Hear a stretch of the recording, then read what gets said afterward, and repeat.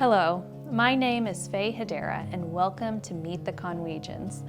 This is a continuation of the 100 Faces of Conway project, and this episode is going to highlight a member of our Conway community who is making an impact. So come along with me as I sit down and talk with them and get to know them and paint a portrait of them holding something that brings them joy.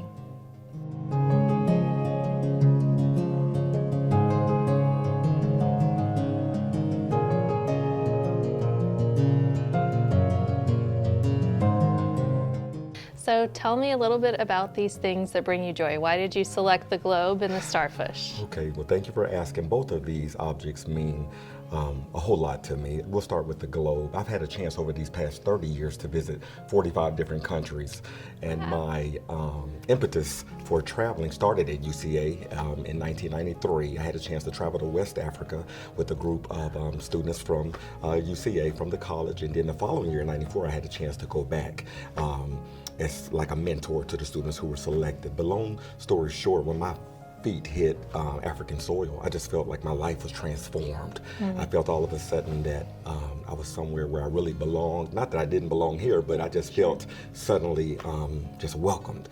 And so it opened up a world of possibilities to me. So as a middle school teacher, I felt it behooved me to encourage the students to get out of their comfort zone, and to learn new ways of living and learning how other people live as well. Yes. And then with the starfish, this is very closely connected to my profession and to my personal beliefs about impacting other people, because there's a well-known story, you may be familiar with it, the starfish story, where a little boy is walking along the beach, and I'll try not to cry, can't promise it, but It's gonna make me cry too. he is walking along the beach, which is littered with starfish because the tide has pushed them ashore. And as he's walking along the beach, he sees a man in the distance who is doing something kind of strange. He sees a man seemingly picking up starfish and throwing them in the ocean, and then as he gets closer, he realizes that's definitely what he sees. The man is taking a starfish at a time and throwing it back to the ocean. So when the young boy reaches the man, he says, "Sir, what are you doing?" And the older gentleman said, "Well, I'm trying to save the starfish, because if I don't do this, the sun is so hot that they will die if they don't get into water soon." And so the little boy said, "Well, what are you thinking? You can't save them all. This beach is littered with hundreds, if not thousands, of starfish." And so the young man, listening very quietly to the boy's beliefs, picked up one more starfish, flung it into the ocean, and he said, "It did a lot for that one. It made a difference for that one." And so I carry that belief into my practice as a middle school teacher, believing that you can always make an impact on at least one person, if not more. Yes. Can you tell me a little bit about what you teach in your classroom? Yes, so I'm a 7th grade literacy teacher, and so my goal overall is to encourage students, to enable students to become better readers, writers, listeners, and thinkers overall. And so I teach some poetry, I teach a novel here and there, and grammar, of course, is a part of what I teach, and some of the fundamentals of writing, I teach as well. And so as a lad growing up in the boys club in Little Rock, tutoring other kids way before I thought I would even be a teacher was a part of what I did at the boys club. And kind of full circle moment, I would become a teacher, getting an opportunity to tutor people professionally. But it's been a wonderful life. So how long have you been a teacher? I've been a teacher for 27 years. I'm about to finish my 53rd, not that anybody's counting, but my 53rd semester at Bob and Betty Corp Middle School. Wow, that's incredible. My organization has an office in Courtway Middle School, so I've had the opportunity to see Dr. Oliver become the students' favorite teacher. He has taught 2 of my children in the past, and they both still discuss him today. They argue over who Dr. Oliver liked the most between the 2 of them, and still can quote poems he has instilled in them over 5 years later. Having an office down the hall from him, I can hear his excitement each day as he pours into his students. Even after the students have gone for the day, he has been known and witnessed by me to work late into the evening. I've left as late as 6 p.m. and he was still there. One day, as I was telling him it was time to go and for us to clock out, a custodian met me in the hallway telling me good luck getting him out of this building. They have witnessed him being there as late as 7 o'clock.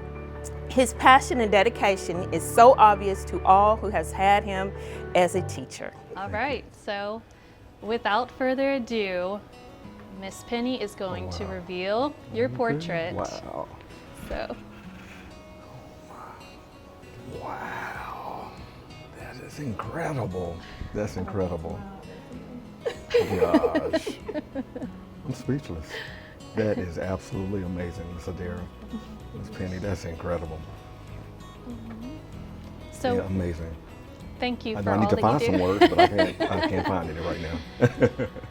So me and Miss Penny were talking when you were in the other room, and I told her that you had chosen Choosing to Excel Yes. as your nonprofit that you wanted to highlight. Yeah. Choosing to Excel has been, I would say, not only an instrumental, but an indispensable facet of Bob and Betty Courtway Middle School. I've seen many lives changed, transformed, many girls' lives through their GEMS program, and many boys' lives through their mock program. Kids who eagerly wait in long lines to sign up when they hear about the sign up and the information day, and it has been transformative in many of the kids' lives. So I'm just thankful to Excel and to all of its leaders and all of the people who work with it, who sincerely and genuinely have a passion within their hearts to make a difference in the lives of children. So that's just one of the facets of our school. That's a community outreach where the community comes into the school, and it proves that it's not just about the A, B's, and C's of arithmetic and math. It's also about those extensions we can make to the outer community, and Excel is proof of that. And as a member of Choosing to Excel, I thank you for recognizing us, but also as a parent of two that still to this day, this morning, are still saying you are their favorite teacher, and they argue, and I won't make you say who you like the best. But we appreciate all that you do, Dr. Oliver. Students, my children, as well as students that I actually impact in GEMS, always pick you as the favorite teacher. So we just thank you for what you do. Well, Mrs. McCray, I appreciate you. You've been so supportive, and it's definitely a labor of love. You know, I cried in a minute, so I'll try to make this brief, but I've always loved being at the building. I love that building, and I love my profession, and it have not had one boring day. And there are many people in many professions who can't say that, but in 27 years, not one boring day. And her kids, and I'm just thinking of experiences we've had, you know, have provided many of those non-boring days that I've had. So I'm grateful for the job that I have. Well, thank you for following along with me as I got to meet Corey and learn a little bit about his life in Conway. And I have to say, the experience of sitting across from someone who's such a warm and energetic personality was it was fun, and it was an honor. And I'm happy that I got to be a small part of saying thank you to Corey Oliver on behalf of our community.